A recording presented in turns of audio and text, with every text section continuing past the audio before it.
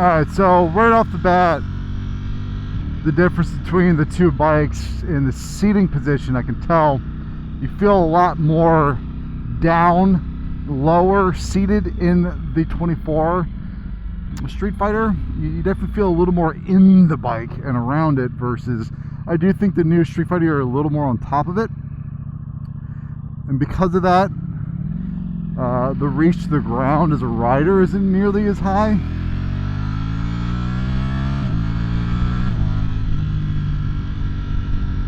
And remember, this is a stock. This one is totally stock. Well, the first couple of things I'm going to notice are all about the seating position. The new Panigale, the 25. So the first thing I'm going to point out is what I'm noticing about the seating position of the 24 Streetfighter versus the 25. The 24, you don't have nearly as much real estate to scoot back, and you feel like you don't have quite as much leverage left to right. Also, the tank feels much wider, so I can't quite get the same grip on the tank that I can on the 25. And mind you, I've owned 22 Streetfighter, so like I'm aware of what this thing feels like, but coming off the 25, you really notice it.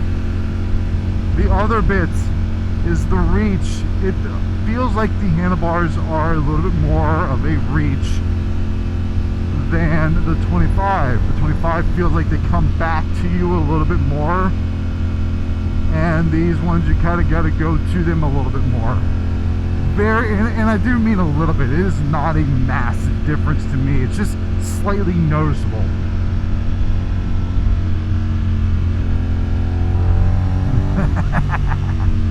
Oh, I love that little hill. Your stomach just goes into your gut. Your stomach goes into your gut. No shit. Your stomach goes up into your throat. There we go.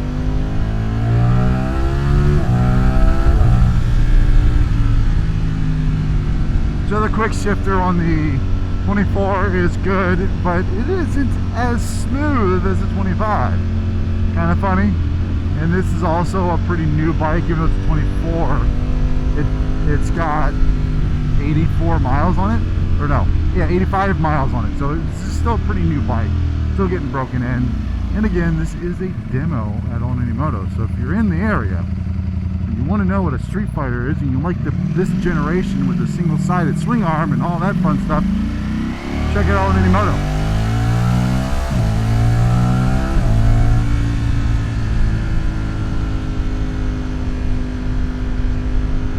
I'm not going to say anything that's cosmically different than what you've probably heard in the past, because this generation has been around for like 5-6 years, and I've owned one of these, so my opinions are based off of my ownership for the few years I had it, and you know, having reviewed them in the past anyways.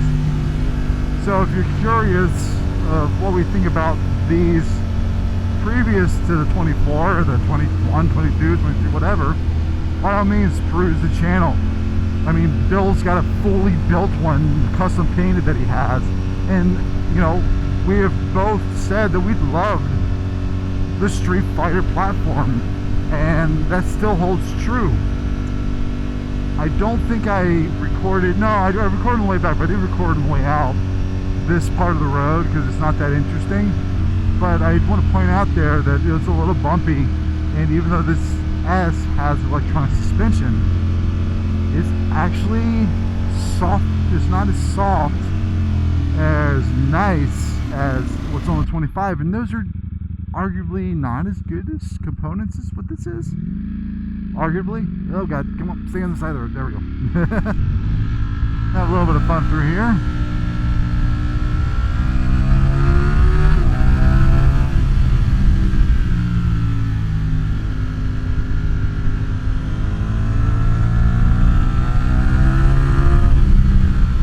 It's a V4. It's not like the throttle's much different. I will say the handlebars, at least the grips, aren't as beefy as the other one, that's 25. So we know what the V4 feels like. You know, this isn't a surprise to how good the torque is down low. I do think the mapping of the new one's a little bit better.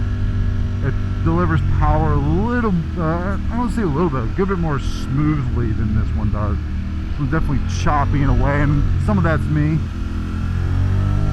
But it flows so much nicer because of the wheels being obviously lighter. And I do feel like this sounds so much better stock than what the 25 Streetfighter V4 would. Again, that one had the acropovic.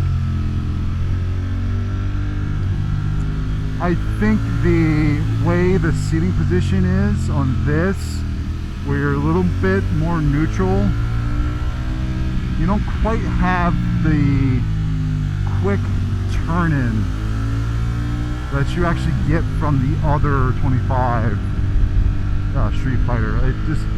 This one, while still handles plenty good and turns in very well, it doesn't feel quite as sharp, and that's even with the lighter rims.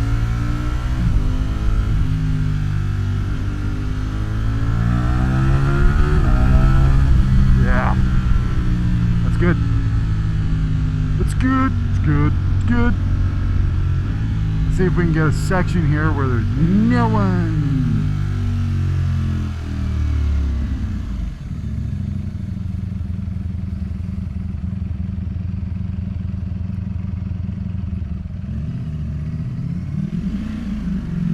Yay! All right, let's go back up. This feels like home though, like it feels familiar because, you know, we've owned one for a few years. Now! Okay, you're going left. That'll work. Okay. We're gonna say, please don't go in front of me. Oh yeah.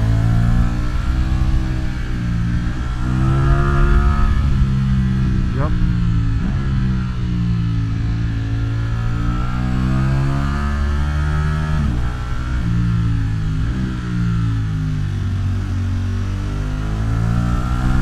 Now this one, like that downshift from first to second, or second to first, better than the 25 did. 25 jolted a little bit. God, it's so hard to really say how much better or worse this is than the other one. I don't really feel like anyone's technically worse.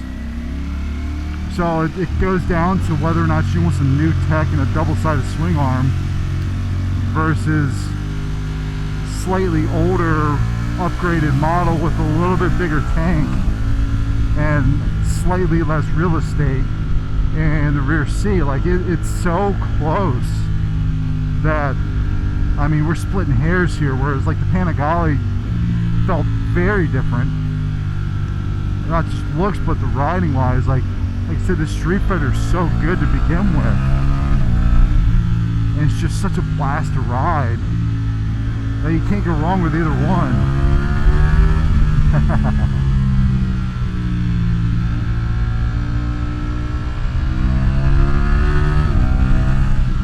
Both these bikes, they want you to relax and ride, but they also want you to wring its neck. They want both. And it just urges you on to do that. They want you to, like, come on, give it to me. Give me some strong bits. Alright, we're going to pull over real quick, do another walk around like we did on the other V4 or the other Streetfighter. I keep wanting to say Panigale. Damn it. Oh man, let's go to neutral. Something the 24 that I like about the exhaust is you put it in neutral, quiets down, but when you are riding it and you put it in gear, it livens up, whereas the 25, it doesn't do that, it just stays quiet the whole time. Whew, what do we think? Look at that thing. It's gorgeous. I like the matte gray along with the matte black. I think both those look good as a combination. Like I said, I made fun of the way the unibrow is of the previous generation, but I still like the way I like the way the newer one looks. That's just, again, very subjective, but objectively, I don't think you can go wrong with either bike. They're both very strong, and again, if you're just not a fan of the double-sided, you're not really losing all that much. with this 24 V4S, they're both such solid machines that you can't go wrong with. Typically when I do a comparison like this, I like having both bikes in the picture, and I set up the tripod and do all that stuff, but it is crazy hot. I really don't feel like doing all that, and I don't think it's really needed, because when you compare and contrast these two bikes, the 2025 Streetfighter V4 and the 2024 Streetfighter V4, you're really breaking it down to a few key components. Do you like the way that it looks? Yes or no? If you don't like one over the other, there's your choice. Do you like the latest and greatest tech? Yes or no? If you do, well, that really narrows it down to the 25. It's not like this tech is bad. It's 24. Yes, it's a couple generations old because this did come out in like 2019 or 2020 or something, but it's not so old that it's you know, like ancient. It's not 3 generations too old or anything like that. Like, this still looks great. The dash looks fine. The electronics that are on it are good. The electronic suspension is still really good. So you're not really losing all that much.